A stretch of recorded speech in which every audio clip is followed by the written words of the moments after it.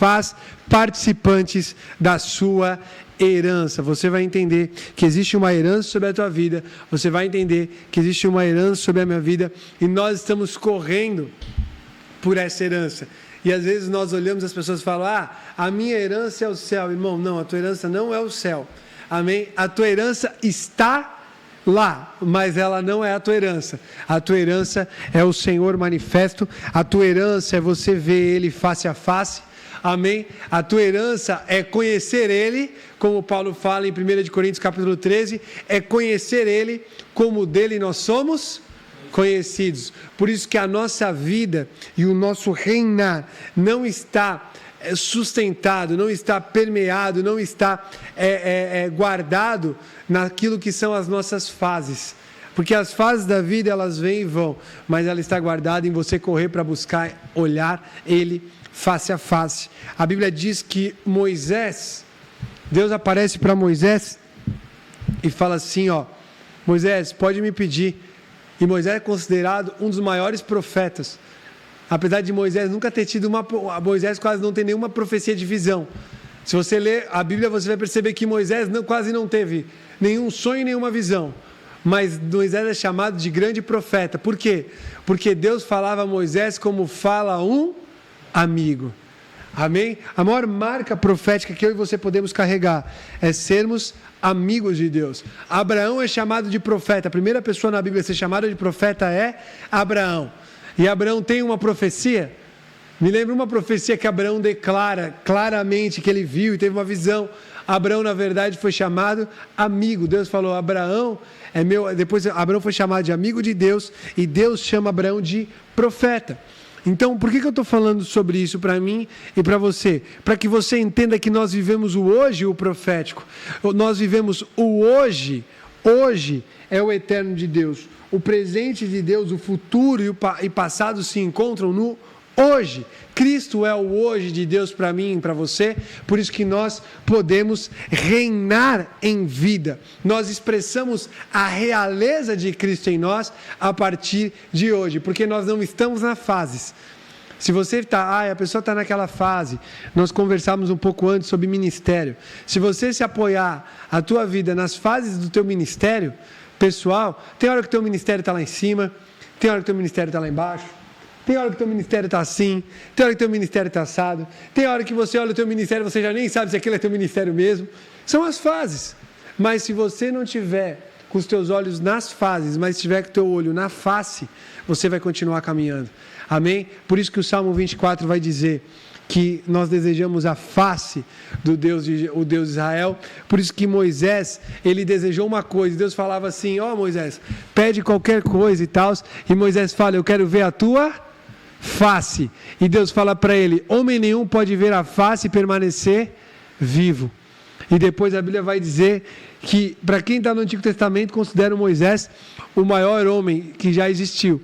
Quando nós olhamos o Novo Testamento, nós vemos Cristo falando de João Batista, e fala que nenhum homem nascido de mulher foi maior do que João Batista, mas no reino dos céus ele é o menor. Por quê? Porque nós veremos a face dele em vida, porque Cristo conquistou para isso para nós. Então, reinar em vida é reinar olhando a face do Senhor. Amém? Vou falar um pouquinho sobre isso nessa noite.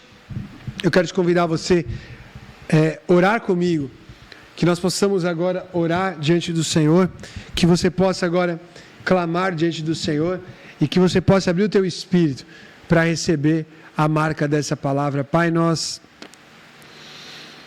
invocamos o teu nome, Senhor, nessa noite. Nós invocamos o teu nome porque nós desejamos mais do que aquilo que as tuas mãos podem nos oferecer, e somos gratos por tudo aquilo que as tuas mãos oferecem, Senhor. Somos gratos por aquilo que a palavra fala na tua mão direita, Senhor. A riqueza, a poder na tua mão esquerda. A marca daquilo que é a bênção do Senhor em todo o tempo. Mas, Senhor, nós oramos nessa noite porque mais do que as mãos, nós queremos agora, Senhor, buscar a tua face, Pai. Nós queremos buscar a tua face porque olhar a tua face diz respeito a relacionamento. Nós não queremos apenas, Senhor Deus, correr e descobrir que corremos a nossa vida toda por uma recompensa de um serviço, Senhor. por algo que nós fizemos, esperando sempre a recompensa de um serviço, mas nós queremos fazer pela consciência daquilo que nós já recebemos, Pai. A Tua palavra fala que por causa da ofensa de uma única ofensa, a condenação entrou na nossa vida, mas também pelas muitas ofensas a graça foi produzida. Senhor, porque o Senhor foi cuspido, o Senhor foi transpassado, o Senhor foi desacreditado, o Senhor foi negligenciado. Enquanto o Senhor andou e tabernaculou conosco, muitos viram ao Senhor e rejeitaram o Senhor. Nessas muitas ofensas, o Senhor produziu uma graça que hoje se estende a nós, se estende a mim, se estende aos meus irmãos. Senhor, nós invocamos o Teu nome, Pai, por causa dessa graça, Senhor, que está sobre nós. Por causa dessa graça, Senhor, que faz com que nós que éramos órfãos, perdidos, ausentes numa paternidade, desconhecidos da Tua paternidade, pudéssemos ser gerados como filhos Teus, filhos gerados não da carne, porque daquilo que é gerado da carne, nada da carne se aproveita, Senhor, mas filhos adotados pela graça em espírito e gerados não da vontade de homem, nem da carne, nem do sangue, mas do Teu espírito, do Teu propósito. Senhor Deus, nós somos gerados e nomeados por Ti no Teu propósito. Senhor, nós oramos agora e invocamos o Teu nome, Senhor. Vem sobre nós agora. Vem, Senhor. Nós oramos agora sobre cada ambiente onde nós estamos localizados. Nós oramos agora aonde, Senhor Deus, nós entoamos essa oração em concordância. Nós oramos para que tenhamos uma sensibilidade do Teu Espírito, Pai.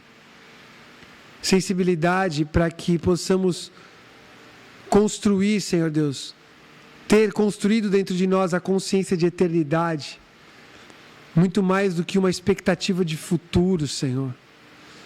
Nós oramos nessa tarde, Senhor, e noite, para que possamos encontrar o caminho de tratar no Senhor a nossa ansiedade. Senhor, nós oramos agora, trabalha a nossa expectativa de futuro, para que ela não seja uma ansiedade originada de uma incredulidade, Senhor. Porque nós sabemos que contra a incredulidade não é sobre cura, mas contra a incredulidade é tratar em Ti, Senhor. Não é algo que o Senhor trata em nós, mas é algo que nós, conscientes, tratamos no Senhor, Pai. E nós oramos contra toda a incredulidade, Senhor, que de maneira sutil deseja corromper e se alojar no nosso interior. Toda incredulidade contra o Senhor Deus que se levanta contra o propósito do Senhor. Toda incredulidade que se levanta contra as palavras que o Senhor já derramou no nosso espírito, já ativou dentro de nós. Nós denunciamos agora essas incredulidades, Senhor, essas expressões de incredulidade, para que nenhuma, Senhor Deus, para que ao vencer elas, nós possamos estabelecer cada vez mais a soberania e a realeza do Senhor, e que acima de todas as coisas, para que possamos oficiar diante de Ti, Senhor, com alegria e com liberdade, de quem recebeu um sacerdócio santo vindo da Tua parte, Pai. Nós oramos, nós ligamos essa oração em nome do Senhor Jesus. Amém. Amém? Glória a Deus. Que você tenha essa consciência nessa noite. Amém? Dessa consciência de presença, dessa consciência desse encontro. E que você tenha essa consciência de que quando nós falamos de reinar, nós estamos falando de uma realeza. E quando nós lemos Apocalipse capítulo 5, fala que Jesus nos comprou com o seu sangue, para que nós pudéssemos ser uma nação, um povo de sacerdotes, certo? Uma nação, né? De reino. Apocalipse não vai usar a palavra rei, vai usar a palavra reino. Por quê? Porque a nossa realeza não está em mim, particularmente, mas a realeza está naquilo que nós somos como corpo. A expressão do nosso sacerdócio nos conduz a essa realeza. É como se eu pudesse dizer para você que quando nós falamos de sacerdote, nós estamos falando de indivíduo. Mas quando estamos falando de reino, estamos falando da expressão de todos esses indivíduos como sacerdotes oficiando junto. Ou seja, se eu, no meu sacerdócio, você, no seu sacerdócio, nós buscarmos ministrar diante do Senhor e sermos saturados e consumidos pelo Senhor, até que seja apenas o Senhor aparecendo, sabe o que vai acontecer? Quando nós nos reunirmos, a realeza do Senhor vai ser expressa. Por quê? Porque a Bíblia diz que Ele é Rei dos Reis. Então, se Ele está sendo expresso, se Ele está sendo transmitido, a realeza dEle está sendo transmitida, e eu, no meu sacerdócio, desfruto dessa realeza e vivo o reinar em vida. Amém? Eu quero aproveitar, eu quero ler com você, se você puder, na sua casa. Abra Marcos, capítulo 10. Marcos 10. Glória a Deus. Marcos, capítulo 10. Lá no versículo, Marcos 10, versículo 37 ao 40. Amém? Glória a Deus. Ó, vamos lá. Eu vou pedir para que... Vamos ler do 35. Amém? Vamos ler do 35, que é bacana. Fala assim: foi então que Tiago e João, filhos de Zebedeu, chegaram mais perto deles, certo? Mais perto dele, de Cristo, e lhe solicitaram. Presta atenção nessa frase, porque não foi algo pedido, num sentido de um desejo, não foi algo comunicado como uma ideia. Nossa, Senhor, estou com uma ideia aqui. A Bíblia diz que se aproximaram dele e lhe solicitaram. Foi feita uma solicitação, revogaram um desejo aqui, beleza? Aí ele fala, ainda que sincero.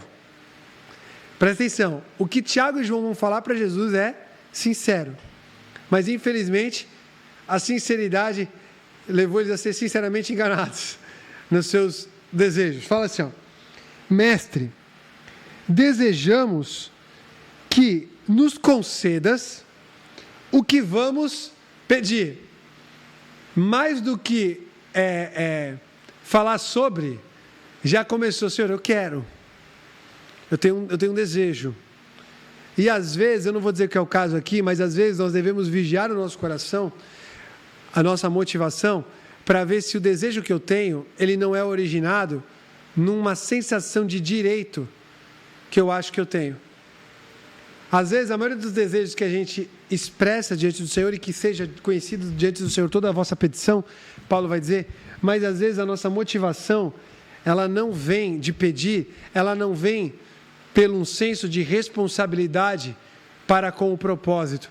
Porque eu olho o propósito que Deus tem, aquilo que Ele me vocacionou, e eu tenho aqui uma responsabilidade, então eu vou clamar para que eu possa ter recursos para poder, nesse propósito, cumprir com a responsabilidade que eu tenho com Ele. Mas, na maioria das vezes, surge de um desejo de direito que eu acho que eu tenho para poder adquirir algo.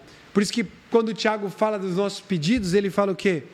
Vós não recebeis porque pedis mal. Porque pedis para que você possa esbanjar nos nossos próprios afetos. O que é pedir mal? É quem pede um pedido que é originado não da responsabilidade que tem para com o propósito, que assumiu com o propósito, mas quase sempre é na sensação de direito que acha que tem de poder ter algo por aquilo que fez. Mas, vamos lá. Ele fala: mestre, desejamos que nos concedas o que vamos te pedir. E lhes indagou Jesus: que quereis que eu vos faça? Sabe para quem Jesus disse essa pergunta? Para o cego de Jericó. Lembra que ele fala para o cego? Fala assim, ó: o que queres que eu te faça? E aqui Jesus faz a pergunta para os discípulos: o que quereis que eu vos faça? Ao que rogaram: permite-nos que, na tua glória, nos assentemos, um à tua direita e o outro à tua esquerda. Ponderou-lhes Jesus. A Bíblia fala assim, ó: ponderou-lhes Jesus: não sabeis o que estáis pedindo, porque pedis mal. Não, mas ele continuou: não sabeis o que estáis pedindo. Podeis vós beber do cálice que eu vou beber e ser batizados com o batismo com que estou sendo batizado? O que é importante nós notarmos aqui? E tudo que eu estou falando, eu quero que você entenda esses elementos, porque eles vão nos ajudar a construir esse caminho. Jesus ele faz uma resposta para os discípulos: podereis beber do cálice que eu bebo e podereis ser batizados com o batismo que eu sou batizado? Quando nós lemos na Bíblia, existem duas ordenanças que Jesus deixou para os seus discípulos e deixou para que nós a praticássemos, correto? Você consegue se lembrar? Uma é Marcos capítulo 16, a Bíblia diz que nós devemos ir por todo mundo, tal, que fala que nós devemos pregar o evangelho, fazer discípulos, tal, batizando, certo? E ele fala que quem crer e for batizado será salvo. Então, uma das ordenanças que o Senhor nos vocacionou é o batismo. E a segunda ordenança que ele nos vocacionou, na noite que foi traído, ele tomou o pão e, tendo dado graça, depois ele também pegou o cálice e disse: fazer isso em memória de mim. Então, quando Jesus fala para os discípulos aqui, Tiago e João, se eles podem tomar do cálice que ele ia tomar, e se eles podem ser batizados com o batismo que ele ia sofrer, Jesus estava falando algo a respeito e estritamente do ministério que ele carregava. Por isso que o batismo e a ceia, a mesa do Senhor, apontam sempre para a vida e obra de Cristo. Então, quando nós praticamos essas coisas, nós praticamos não como um ritual, mas como uma expressão de uma realidade. Qual realidade? O Cristo vivo na sua obra e naquilo que é o Cristo sendo celebrado no propósito que ele cumpriu em Deus, na sua obediência. Então, quando ele pergunta para os discípulos, ele fala assim: podeis comer, podeis beber do cálice que eu vou beber e do batismo que eu vou ser batizado? E o versículo 39 é uma das respostas mais ousadas das Escrituras, porque a Bíblia diz que eles respondem: podemos. Tiago e João fala: podemos. Replicaram eles. Então Jesus lhes revelou: sim, bebereis o cálice que eu bebo, e de fato recebereis o batismo com que sou batizado. Todavia, o assentar-se à minha direita ou à minha esquerda não cabe a mim conceder. Esses lugares pertencem àqueles para quem foram preparados. Amém? E logo depois disso, os discípulos vão ter uma discussão sobre quem é o maior no reino dos céus. E vai terminar dizendo que o maior é aquele que veio servir e não aquele que é servido. Amém? O que eu quero que você foque aqui é que aquilo que os discípulos desejaram era algo que o Senhor, que Cristo não podia conceder, porque quem vai conceder esses lugares seria o Pai. E esses lugares seriam concedidos mediante, claro, aquilo que Deus reservou a cada um. Mas o que é interessante nós olharmos aqui é que os discípulos enxergam, Cristo fala a respeito da sua vida e obra, e os discípulos falam: nós podemos ser participantes dessa vida e obra. E Jesus vai confirmar para eles que de fato eles seriam participantes. O que seria participar do cálice que Jesus tinha que beber? E o que seria participar do batismo que Jesus seria batizado? Era entender aquilo que Paulo vai escrever depois em Romanos, que é: se com ele morremos, com ele também seremos glorificados. Então, quando Jesus fala a respeito do cálice, e quando Jesus fala a respeito do batismo, Jesus está falando da figura da sua morte. E de fato, os discípulos, mais do que morrerem para eles mesmos, eles morreriam de fato pelo viés de martírio, para poderem assinar com o seu próprio sangue a marca da sua credulidade, não incredulidade, da sua credulidade. Porque todos os discípulos de Jesus assinaram com o próprio sangue a marca daquilo que eles diziam acreditar. Por isso, quando alguém fala assim, como você pode acreditar que o cristianismo, ou que você pode acreditar que o evangelho, a pregação do evangelho, ela é real e verdadeira e não foi inventada por homens. Porque todos aqueles que propagaram o evangelho, todos morreram martirizados. E poderiam não serem martirizados se tivessem dito ou renunciado o evangelho que pregavam. Por isso que ninguém morre por uma mentira, sabendo que está mentindo. E como eles foram os primeiros propagadores, então não faz sentido eles morrerem pelo viés do martírio, anunciando o evangelho até o seu último suspiro, se isso fosse uma mentira. Seria loucura e ninguém seria louco o suficiente por morrer por algo que soubesse que é uma mentira. Mas continuando. Então, quando Jesus fala disso, Jesus está falando a respeito de uma glória. Qual é a glória que está para mim e para você? É a glória de nós morrermos para nós mesmos ainda nesse tempo presente. Nós morremos para nós mesmos ainda nessa era presente. Por quê? Porque quando nós temos essa renúncia, quando nós passamos pelo viés da morte, certo? Quando nós passamos pelo viés do morrer, para aquilo que são os nossos anseios carnais que nos levam a pecar, para aquilo que é a figura do nosso ego, que muitas vezes está entronizado na nossa alma. Quando nós decidimos e declaramos morte a essas coisas, nós estamos sendo participantes daquilo que é a morte do Senhor. Por quê? Porque Ele morreu para que nós não fôssemos mais escravos dessas coisas. E quando eu me aproprio, e quando eu tomo posse, e quando eu tomo isso como verdade, quando eu falo tomar posse, não estou falando de uma maneira mística, mas estou falando de você assumir. Tomar posse de algo é você assumir uma verdade e você se posicionar nela. Qual é a verdade? Nós já estamos mortos com Cristo na cruz. E agora nós temos a vida dele em nós, e se nós temos a vida dele em nós, nós somos participantes do seu reino. Por isso que quando Paulo escreve em Romanos capítulo 5, ele fala que por causa da ofensa de um, a condenação veio. E o que faz a condenação? A condenação faz com que você ande cabisbaixo, a condenação faz com que você não consiga exercer aquilo que é a tua identidade.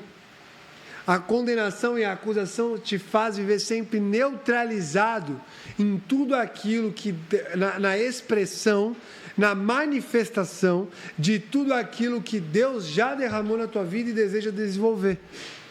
Agora, quando você entende que por várias ofensas, como eu falei no começo, a graça veio sobre nós, aí você fala, tá, Jairo, qual as ofensas? Hebreus vai dizer que nós não temos um sumo sacerdote que não conhece as nossas fraquezas, mas tendo suportado todas as coisas pelas quais eu e você somos tentados, hoje ele é um sumo sacerdote eficiente, a fim de promover liberdade na minha vida e na tua vida de toda condenação. Então, se pela ofensa de um, pelo pecado de um, reinou a morte, agora, pelas muitas ofensas que um sofreu, que foi Cristo Jesus, nosso Senhor, nós temos a graça sobre as nossas vidas e nós somos participantes de uma herança, nós somos participantes do seu reino. Agora, aonde Cristo guardou esse reino, que vai se expressar e vai se manifestar na era vindoura, plenamente, guardou dentro de mim e dentro de você. Jesus, ele fala assim, a Bíblia diz, que Jesus, ele declara que o reino dos céus, ele não vai vir em aparência visível, mas ele fala, muitos dirão, ei-lo aqui, ei-lo ali, mas o reino dos céus está dentro de vós. Existe uma herança guardada dentro de vós. Quando Jesus, ele fala que os pobres de espírito, deles é o reino dos céus. Quando fala da perseguição, deles é o reino dos céus. Porque quando ele fala para Nicodemos, quem não nascer de novo, Quem não nascer de novo não pode ver o reino dos céus. Quem não nascer da água e do Espírito não pode entrar no reino dos céus. Então, o reino dos céus são 3 dinâmicas, e essas 3 dinâmicas, elas se manifestam na nossa vida quando nós somos participantes da comunhão com Cristo na sua morte e também seremos da sua ressurreição. E sabe quando é que vai se manifestar esse reino? Na ressurreição, na medida dessa ressurreição. E eu quero profetizar e terminar essa palavra profetizando 3 marcas sobre a tua vida, que são as 3 dinâmicas do reino dos céus. A primeira dinâmica que eu quero manifestar, eu quero profetizar na tua vida, é a dinâmica de ver o reino dos céus. Quando eu sou participante do cálice e quando eu sou participante do batismo de Cristo, eu tenho dentro de mim uma certeza: ver a marca da glória desse reino manifesto. Quando nós vamos para Mateus, a Bíblia fala do adultério, Jesus vai falar do adultério do coração. Às vezes nós aplicamos adultério só às questões conjugais, e às vezes nós aplicamos adultério só a questões até nem conjugais, mas até sexuais. E Jesus ele fala assim, foi dito a vocês, não adulterarás. E aí ele fala, se alguém olhar uma mulher com uma intenção errada, eu vos digo que já adulterou em seu coração. Mas quando Jesus está falando disso, ele está se limitando a falar sobre o ato. Tanto é que logo depois ele perdoa a mulher adúltera, pega em adultério. Mas aí você podia olhar, tá, ele falou disso, logo depois ele fala no mesmo texto, na mesma advertência, no mesmo conselho, ele fala que se teu olho te faz pecar, arranca-o fora, porque é melhor perder um membro do que o corpo todo ser lançado no inferno. Então, quando nós enxergamos isso, aí você vê, quando ele chega para a mulher adúltera, pega em adultério, ele não fala para ela, vai e arranca o teu olho. Ele não fala para ela, vai e arranca a tua mão, e não peques mais. Por que Jesus está indo contrário à palavra que ele mesmo disse? Não. Mas Jesus está nos mostrando e nos levando, em Mateus capítulo 5, a compreendermos que adultério é a alteração daquilo que é uma essência. Por isso que ele dá o exemplo do olho e ele dá o exemplo das mãos. Porque o teu olho não foi feito para cobiçar as coisas para si. O teu olho foi feito para ver o reino dos céus. O teu olho foi feito para enxergar a glória de Deus. O teu olho foi feito para que você possa, em soberania, ter a visão de Deus e reinar em vida. Agora, se aquilo que foi te dado para enxergar as coisas na dinâmica do reino for contaminado, for adulterado em seu propósito, você vai começar a enxergar as coisas pelo reino da morte, que é o reino do pecado. Então a primeira dinâmica que eu quero profetizar na tua vida é reinar em vida, enxergando e tendo a visão do reino dos céus. Por isso quem te deu o olho? Deus. Se teu olho te faz pecar, quando é que teu olho te faz pecar? Quando ele alterou a essência dele. Ele não está mais sendo usado por aquilo pelo qual ele foi criado. Então está na hora de arrancar fora e devolver a essência pela qual se tem. Está na hora de nascer de novo. Está na hora de enxergar o reino dos céus e enxergar todas as coisas através da ótica do reino. A segunda marca que eu quero falar para você é entrar no reino. Então o reino é quem vê e o reino é entrar, porque não tem como você entrar onde você não viu. Não tem como você entrar num lugar que você não vê a porta. Não tem como você entrar num local que você não vê o acesso. Não tem como você entrar e sair de um ambiente se você não viu qual que é o acesso de entrar e o acesso de sair. Se você entrar e não souber a saída, se você estiver dentro e não souber sair, você se colocou num local que você não sabe como entrou. Já teve aquela sensação de falar, como é que eu vim parar aqui? Você não sabe, se você soubesse como você veio parar, você sabia por onde sair. Então a segunda dinâmica que eu quero falar para você, quando você é participante do cálice, quando você é participante do batismo, se com ele morremos, com ele também seremos glorificados. você sabe como você vai entrar no reino. Eu sei como eu vou entrar no reino, porque eu sou participante com Ele. Por isso que Romanos capítulo 8, nenhum sofrimento do tempo presente pode ser comparado com a glória que em nós há de ser revelada. Eu sei por onde eu estou entrando, eu sei por onde eu estou caminhando. Então que você tenha essa marca na tua vida, o ver, em segundo lugar, o entrar. Amém? Você vê e você entra, porque você sabe aquilo que te espera. E quando você sabe aquilo que te espera, você sabe que nada pode ser comparado. Você consegue passar por toda e qualquer provação, porque você sabe para onde você está caminhando. Você sabe que aqui é apenas escola de governo. Você sabe que aqui é apenas o local onde o Senhor está te aperfeiçoando como filho, porque você está caminhando para entrar no reino. Tá, Jário, e eu ainda não entrei nele? Se eu te contar que você já entrou e está entrando, você já entrou e você está caminhando para manifestar o lugar que você já está. Porque você nasceu de novo, você viu e você entrou. Porque você é participante. Por isso que eu estou falando, por isso que, lembrando, cálice e batismo. Jesus ele fala que o batismo, pelo batismo, nós entramos no corpo de Cristo. Se pelo batismo nós entramos no corpo, nós entramos no reino. Por isso que ele fala o cálice que eu vou beber e o batismo que eu vou passar. E a Bíblia vai dizer depois o quê? Que ele celebrou a ceia e ele disse que não haveria de celebrar essa ceia novamente, a não ser quando ele estivesse no seu reino. Então, quando fala de batismo e fala de ceia, está falando para mim e para você, sobre aquilo que é uma dinâmica de reino. Eu podia falar sobre ver a mesa e sobre se assentar na mesa. E quando você entende isso, o reinar em vida é você se assentar na mesa. Por isso que o reinar em vida é você compreender que o justo nunca vai mendigar o pão, não por aquilo que ele nunca talvez vai ter falta, ou vai passar uma necessidade de alimento. Não é sobre isso. É sobre que nunca vai faltar para ele distribuir. Porque quando eu sento na mesa, falando na figura de reino, e quando eu estou reinando em vida a partir da mesa, eu reino a partir da mesa, da dinâmica da mesa, do trono e do quarto que é o secreto.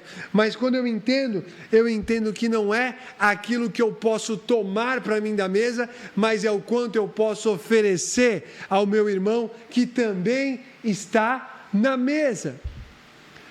Isso é nós falarmos a respeito da ceia. Porque é o que eu posso entregar. Cristo entrega o pão e entrega o cálice. É a respeito daquilo que eu posso entregar. Tá, e o batismo? Por isso que ele lavou os pés. Ele fez uma purificação dos pés, depois faria das mãos na cruz, que é a figura do sacerdócio. O sacerdote ministra pão e vinho, é a figura de Melquisedeque. Por isso que Cristo, quando ele vai entregar aos discípulos, todos os filhos de Abraão, porque creram, ele entrega pão e ele entrega o cálice. Por isso que ele lava os pés. Por quê? Porque ele estava preparando os discípulos na figura da igreja para exercer esse sacerdócio. Quando eu me preocupo com o meu sacerdócio, a realeza, o reinar em vida se manifesta. Por isso que quando ele lava os pés, todo sacerdote, antes de oficiar diante do Senhor, lavava as mãos e lavava os pés. Cristo lavou pela palavra e entregou o ministério sacerdotal para a igreja. Quando ele entrega o ministério sacerdotal? Na mesa. Por isso que ele pega e entrega o pão e entrega o cálice. E agora, a igreja, no caso os discípulos, agora o que nós ministramos uns aos outros? Pão e cálice, porque nós ministramos uma aliança.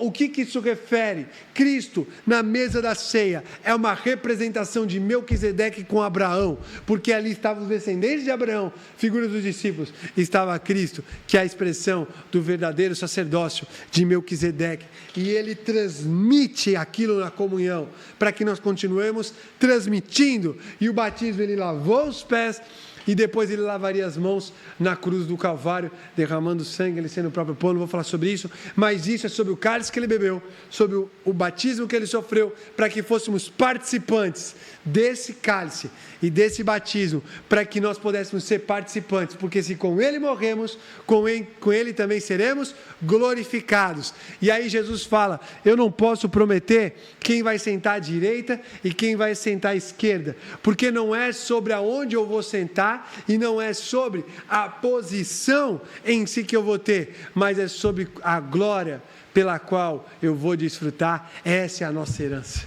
Essa é a nossa herança. E aí eu vou entender que o meu alvo não está em dominar a posição. O meu alvo está em expressar a autoridade que ele já derramou. Por isso que a terceira dinâmica, que eu vou encerrar com ela, é ter o reino dos céus em primeiro lugar e a sua justiça.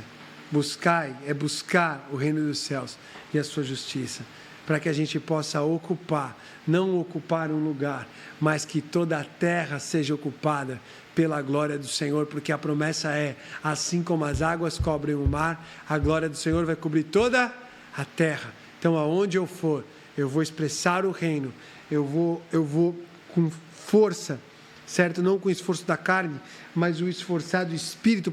Qual que é o esforço que eu faço? Não é para ter um esforço de uma obra na carne, mas todo o esforço é para que a minha carne não atrapalhe, para que o Espírito possa fluir plenamente em cada lugar e ocupar, e a glória do Senhor vai ser vista sobre toda a terra. E quando essa glória se manifestar sobre toda a terra, o reinado do Senhor Jesus vai vir. Por isso que o evangelho do reino tem que ser pregado, que a glória manifesta. E vou entrar nisso agora, mas entenda isso: ver, entrar, ocupar. Ver, entrar e buscar para ocupar, e só se ocupa em autoridade de quem é participante do cálice e quem é participante do batismo, porque se com ele morremos, somos participantes da sua morte, teremos também. Por isso que Paulo vai dizer: carregamos sempre o morrer de Cristo em nós, para que a sua vida também se manifeste. Amém? Essa é a palavra que eu queria deixar sobre a tua vida hoje.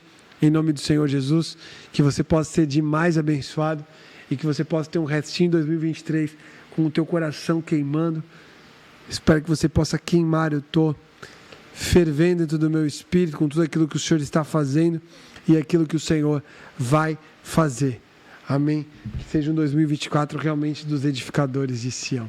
Que Deus abençoe demais a tua vida. Eu quero orar por você, eu quero abençoar. Eu quero também falar para você: faça a tua oferta enquanto estamos aqui terminando. Nós temos a nossa chave Pix, o 199-9450-9626. Faça a tua oferta agora. Amém? Faça a tua oferta como representante do reino. Faz a tua oferta como um representante do reino. Amém? Por quê? Porque a marca daqueles que pertencem ao reino é o distribuir. Então faz a tua oferta hoje, distribua algo todos os dias da tua vida. Distribua algo como alguém que representa o reino. Amém? Como alguém que está representando um sacerdócio. O papel do sacerdócio era distribuir.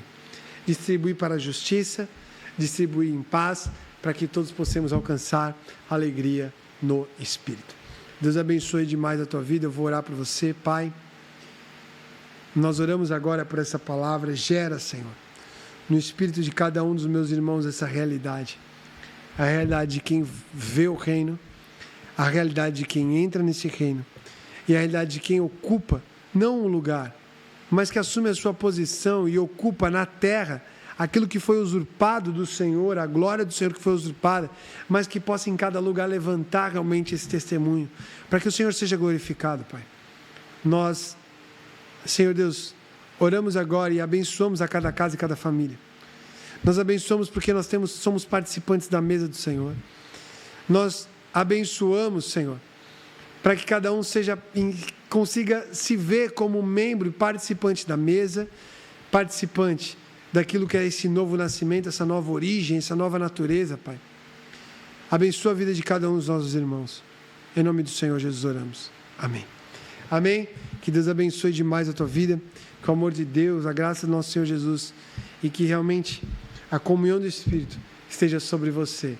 Que você possa estar com a gente também na nossa vigília da virada do dia 31, a partir das 10, da noite. a partir das 10 da noite, com o teu coração e teu espírito pronto para receber 2024. Deus abençoe demais você. Amém.